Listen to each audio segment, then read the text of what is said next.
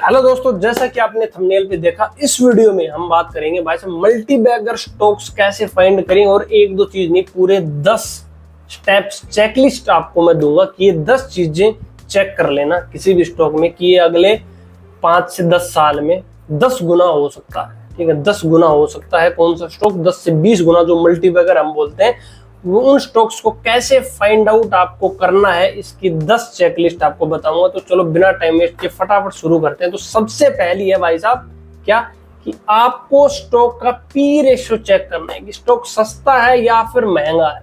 वो कैसे चेक करोगे? screener.in पे, और वहां पर आप ये सारे फिल्टर डाल सकते हैं। मैनुअली आप चाहो तो मैनुअली भी कर सकते हो, जो भी प्लेटफॉर्म आप यूज करते हो, चाहे ग्रो करते हो, INT करते हो, धन करते हो, एंजल वन करते हो, किसी पे भी आपको ये 10 पैरामीटर चेक करने, कहीं से कर लो आप। ठीक है, स्क्रीनर पे आराम से आपको मिल जाएंगे सारे एक साथ, तो इसलिए मैं स्क्रीनर कर रहा हूँ।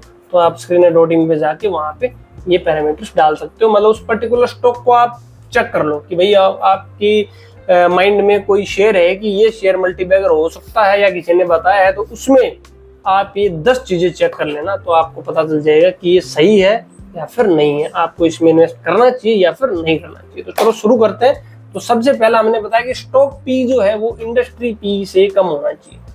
मतलब कि स्टॉक का पी है 10 और इंडस्ट्री का पी है 12, तो क्या हुआ? कम हो गया। मतलब कि ये स्टॉक बाकी कॉम्पिटिटर्स के कंपैरिजन में सस्ता है, अंडर वैल्यूड और ओवर वैल्यू जिसे हम बोलते हैं। ठीक है, तो आपको सस्ते प्राइस पे मिल जाएगा, तो आपके लिए अच्छी चीज है। ठीक है, तो पहला हो गया stock P should be less than industry P. दूसरा है भाई साहब कर्जा, डेट टू इक्विटी रेशियो जो है वो 1 से कम होना चाहिए। ये आप चेक कर लेना। किसी भी कंपनी का कर्जा जितना कम होगा बहुत अच्छी बात है। अगर कंपनी डेट फ्री है तो इससे अच्छा कुछ भी नहीं है। तो डेट टू इक्विटी रेशियो 1 से कम होना चाहिए। ये हो गया दूसरा पैरामीटर। तीसरा है ROE should be greater than 20%। Return on equity जो है वो 20% से ज्यादा होना चाहिए। ये आप चेक कर लेना, वहां पे आपको पता चल जाएगा कि इसका जो रिटर्न ऑन इक्विटी है वो 20% से ज्यादा है, तो ये ओके है, आप उसको टिक कर देंगे। ये तीसरा पॉइंट हो गया।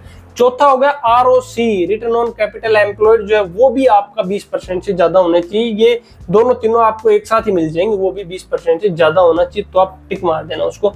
और पांचवा है यहाँ पे OPM, ऑपरेटिंग प्रॉफिट मार्जिन का जो परसेंटेज है वो भी 20% से ज्यादा होना चाहिए। ठीक है, कि आपका जो आप मैनेज कर रहे हो उन सबका प्रॉफिट मार्जिन जो है वो 20% से ज्यादा है, ये आपको मेक श्योर करना है। तो ये आपका हो गया नंबर 5।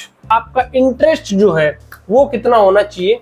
आपका इंटरेस्ट जो है वो आपके प्रॉफिट से आधा होना चाहिए। मतलब कि आपका जो प्रॉफिट है वो इंटरेस्ट से दुगना होना चाहिए। इसको ऐसे बोल सकते हैं कि मान लो 1 साल में कंपनी ने भाई कुछ कर्जा ले रखा है, ठीक है, और उसका ब्याज जो है, ब्याज 100 करोड़ है, तो आपका प्रॉफिट कम से कम 200 करोड़ होना चाहिए, ताकि कंपनी उसको मैनेज कर पाए, दिक्कत ना आए आगे। तो ये चीज आपको चेक करना। कैश फ्लो जो है वो पॉजिटिव होना चाहिए। कंपनी का कैश फ्लो पॉजिटिव होना चाहिए, हमेशा नेगेटिव नहीं होना चाहिए। ये आपको वहां पर चेक करना है। और नंबर 8 हुआ है सबसे इंपॉर्टेंट कि प्रमोटर्स की होल्डिंग। प्रमोटर्स की होल्डिंग या तो स्टेबल होनी चाहिए। मान लो प्रमोटर्स की होल्डिंग है 2023 में 50% और 2024 में या तो 50% होनी चाहिए या फिर 51, 52, 53 ऊपर की तरफ इंक्रीज होनी चाहिए, कम नहीं होनी चाहिए। 50 से 49, 48 नहीं होनी चाहिए।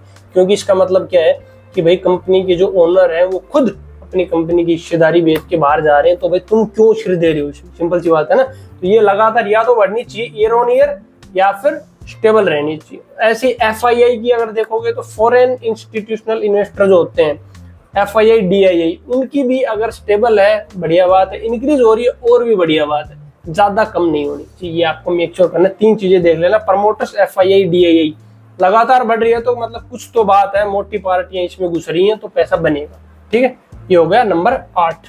नंबर 9 पे है लास्ट 10 इयर्स का compounded annual growth rate, CAGR जो है वो आपका कितना होना चाहिए? 20% से ज्यादा होना चाहिए वो। ठीक है, तो ये आपका एवरेज वहां पे देख लेना। अगर 20% से ज्यादा है तो बहुत अच्छी बात है। और लास्ट नंबर 10 है सेक्टर ग्रोथ।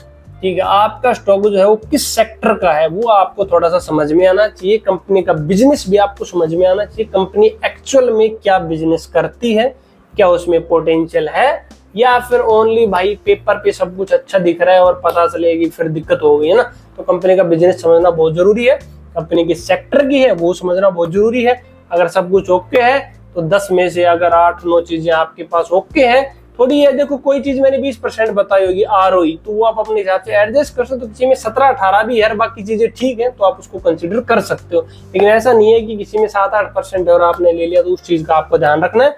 बाकी ये 10 पैरामीटर्स हैं, अपनी एक शीट बना लो, अपने पेन पेपर पे लिख लो, एक एक का चेक करो जिसपे भी आपको डाउट है, जो भी स्टॉक का आपको एनालिसिस करना है कि भाई मेरे को लॉन्ग टर्म के लिए या फिर कुछ सालों के लिए इसको होल्ड करना है ताकि मेरे को 5-10 गुना रिटर्न दे, उसमें आपको ये चीज जरूर चेक करनी चाहिए। और जो मल्टीबैगर बने हैं उनके भी आप चेक कर लेना, ये चीजें आपको सब में मिलेंगी। आज से जब से वो नॉर्मल प्राइस पे थे और अब 10-20 गुना हो गए, तो ये सारी चीजें उनमें धीरे धीरे इंप्रूव हो रही थी, तो ये आपको चेक करना है। तो वीडियो कैसे लगी कमेंट में जरूर बताना, और इस चीज को भाई साहब जरूर अप्लाई करना, आपको अच्छे रिजल्ट मिलेंगे। और ऐसे ही पावरफुल वीडियोज के लिए चैनल को सब्सक्राइब करके नोटिफिकेशन बेल दबा दो ताकि कमाल की वीडियोज आपको मिलते रहे। तो मिलते हैं अगली वीडियो में एक नए टॉपिक के साथ।